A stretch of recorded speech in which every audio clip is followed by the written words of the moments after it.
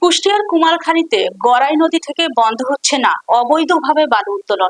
এতে নদী ভাঙনের আশঙ্কা দেখা দিয়েছে। বিস্তারিত থাকছে শাহিন হোসেনের প্রতিবেদনে। সরকারিভাবে বালু মহলের ইজারা দেওয়া বন্ধ থাকলেও থেমে নেই বালু উত্তোলন। স্থানীয়দের অভিযোগ, প্রভাবশালীরা প্রশাসনের সহযোগিতায় প্রতিনিয়ত অবৈধভাবে বালু উত্তোলন করে যাচ্ছে। অবৈধভাবে বালু উত্তোলনের ফলে গড়াই নদীর বিভিন্ন স্থানে নদী ভাঙন দেখা দিয়েছে।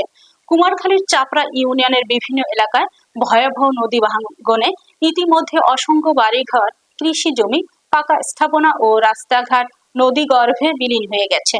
বর্ষার মৌসুমে নদী ভাঙন আরো তীব্র আকার ধারণ করেছে।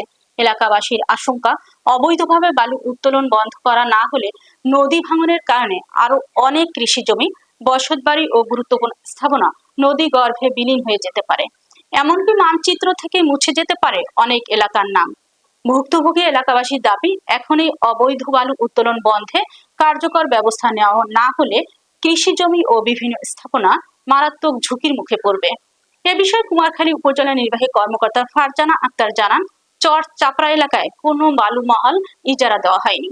অবৈধভাবে বালু উত্তোলনকারীদের বিরুদ্ধে জরুরি ব্যবস্থা গ্রহণ করা হবে। না, আমরা বালু তো কিনে কাটতেছি ভোর মালিকের কাছ থেকে। গাড়ি রকির তো সরকারি মালিককেও বিক্রি করতে পারে না, নিজের ভোর মালিক তো এটা ভূত মালিকানা বালি- ই আছে বলে এই জায়গা নিজের ভোর মানে আমার কাছ থেকে টাকা নিচ্ছে, এই জন্যই তো আমরা ভালো কাটতেছি। মহাজনের সাথে কন্ট্যাক্ট রাস্তায় কারো গাড়ি, সবার গাড়ি কাটতে চাপড়া। এই গাড়ি কার? হ্যাঁ? গাড়ি কার? গাড়ি হ্যাঁ গাড়ি সবার আছে, মেলা লোকের না, গাড়ি এই আছে। তুমি কার গাড়িতে কাজ করতেছো? আমি অন্য লোকের গাড়িতে কাম করতেছি। মালিকের নাম কি গাড়ির? মালিকের নাম আক্তার। আচ্ছা, এই যে বাঁধ দেখতে পাচ্ছ, তো পাশে বাঁধের সাইড থেকে যে মাটিটা কাটতেছো, এই বাঁধটা তো সরকার বাদ দিছিল এখানে। আমার ভিডিও করে লাভ আছে ভাই?